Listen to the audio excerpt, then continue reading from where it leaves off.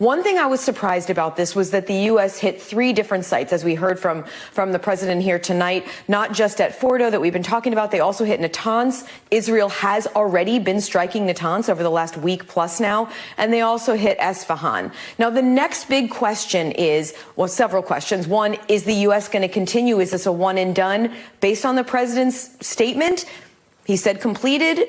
We'll take that for now as to be this mission right now is completed for the United States.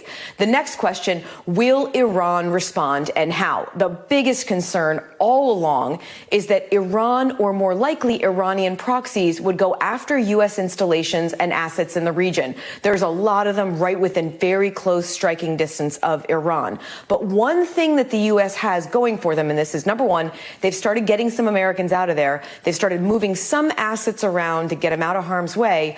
But also, in the last 9 days or so, Israel has really taken out a lot of Iran's conventional capabilities as well, not just going after their nuclear sites. So we're talking about their radars, their launchers, and even some of their ballistic missiles.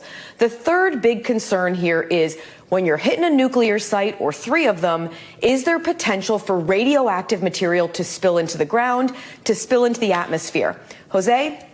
I am far from an expert on nuclear material and radioactive material, but I have been reaching out to people who are experts on this. They say that the risk of that at Fordo is expected to be relatively low. James Acton, who's an expert on these sorts of issues, says that the material there is very low in radioactivity anyway at Fordo. And so the risk of it spilling into the atmosphere is low. The same with Natanz. We also heard from the IAEA this week, after those first strikes on Natanz, they said there is very little indication of anything getting out. The big concern here is if they were to hit Bushehr. That's at one of the facilities where there could be some sort of a fallout of radioactive material.